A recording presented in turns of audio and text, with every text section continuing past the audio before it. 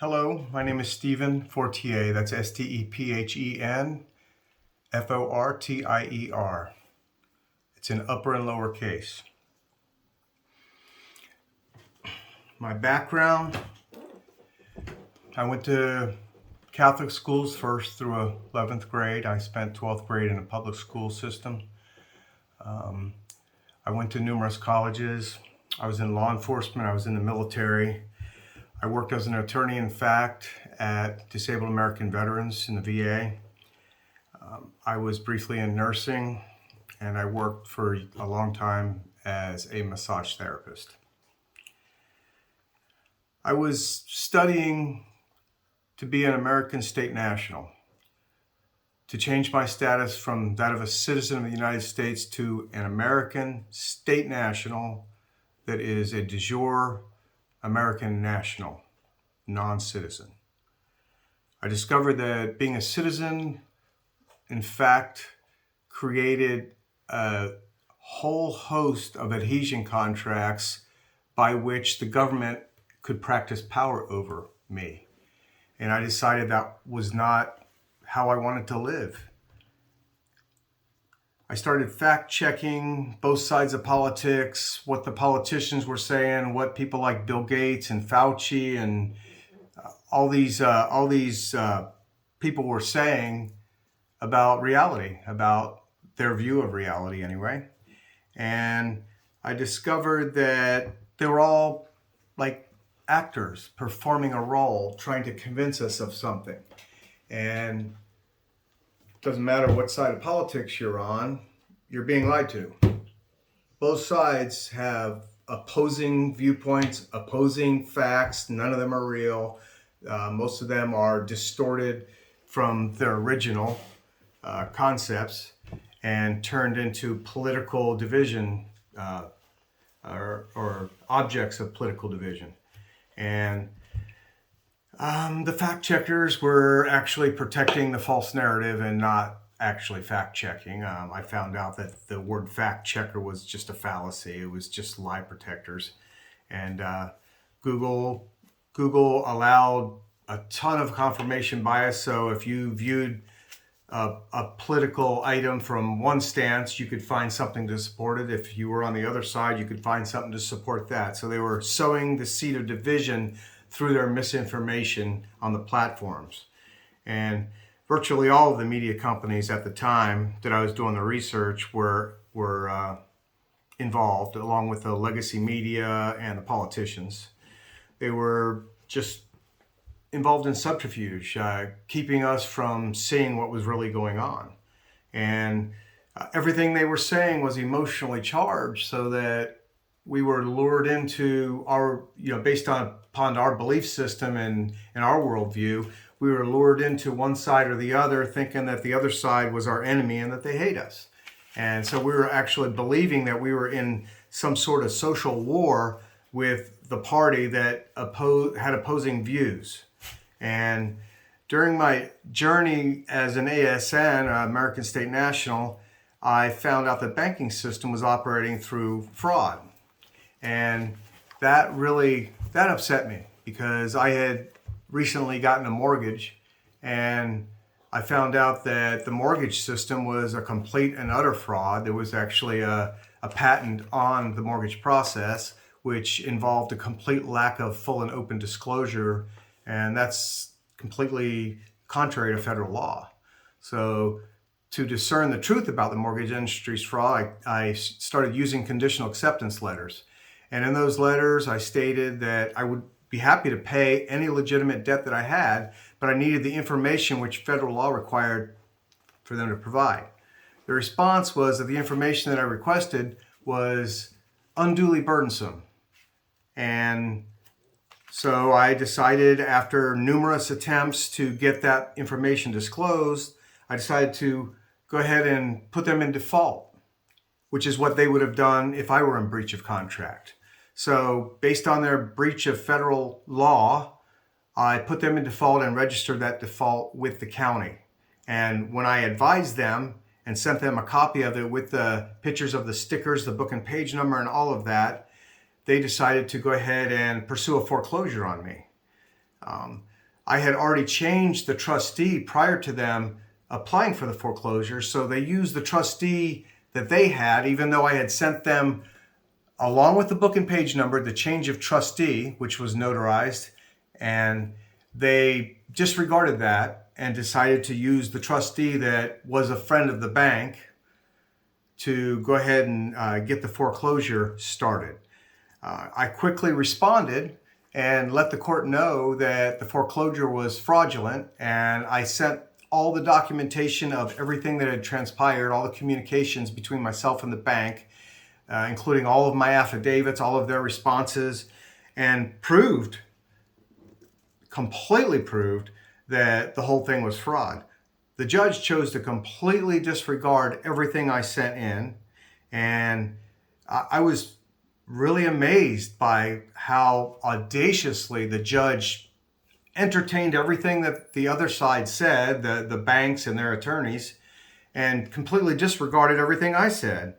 It didn't take me long to realize that the court was working for the banking system, and the attorney was adamant that I had no ability to argue or be heard because I did not have an attorney. And then I realized, and some checking confirmed it, that the Bar Association actually has hijacked and runs our courts, and they run interference for the banking system because they're partners. So through this partnership between the court, the bar associations, and the banks, we have a railroad process that everybody goes through when the bank decides to take your house away. It's usually streamlined, and within 3 months, they're notifying you that you're losing your house. But because of my status as an American state national and my assertions that they cannot do that to me, I delayed the process, and I illustrated over and over how my evidence proved that this whole thing was fraud, and I halted the bank's ability to get anything done at that point. And January 6th of 2025, the judge in the case recused himself and retired because I had illustrated in numerous affidavits the criminality of what was going on and how I was going to hold him personally accountable and professionally accountable for his actions. A new judge took over January 7th of 2025, and she's a much younger judge, and it's obvious to me that she thinks she's completely unaccountable for her actions because she has tried to reinitiate this whole thing and has already said that she's allowing a substitution of parties because I stopped the first bank and actually illustrated their fraudulent activity. So they had to disqualify themselves, and they sold a note that was already null and void under the law to a new bank. And the new bank thinks that they can start this whole thing over with the judge's assistant and, of course, the Bar Association running cover.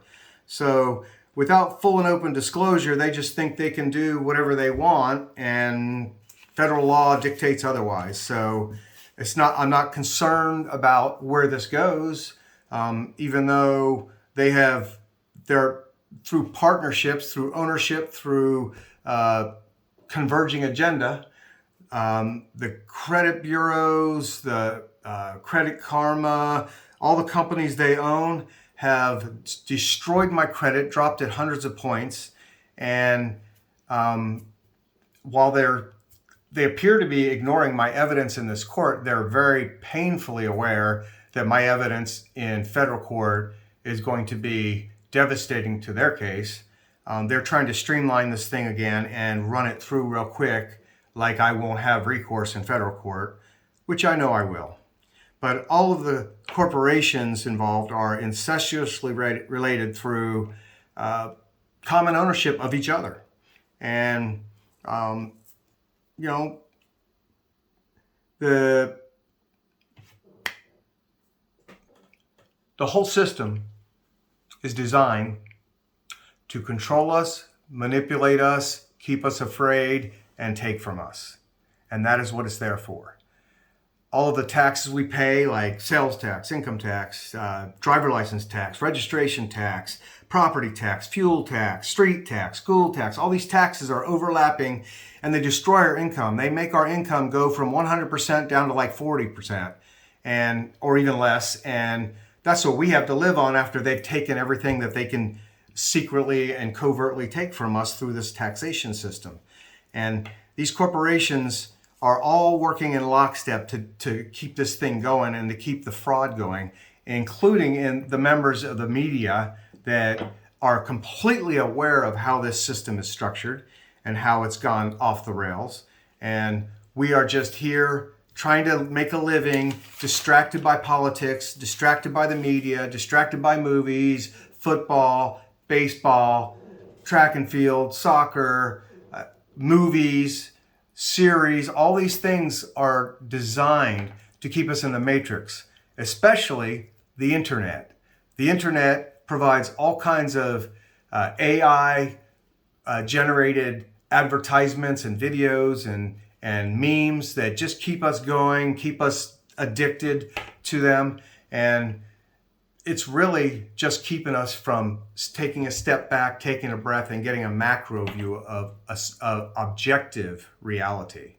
And without an objective reality, we have no standing against any of these people.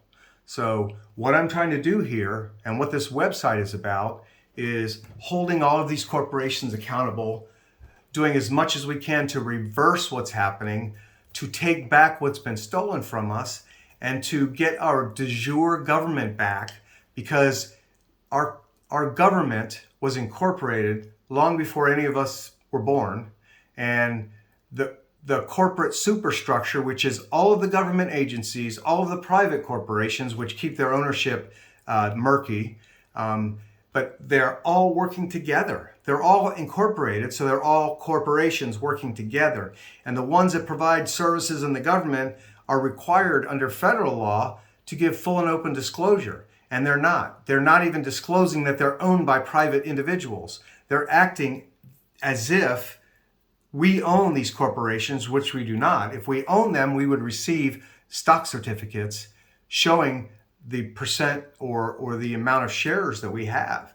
And none of that ever happens. So every corporation has ultimately a trust, which is owned by a person, or a person or more, one or more persons that own it. And that is just a fact of life. And when they tell you the county of Pasco, Florida, where I live, is owned by the people, it's a complete and utter lie, because I've never received any stock certificates, but they are out there, and it's BlackRock, Vanguard, or State Street that holds a lot of it.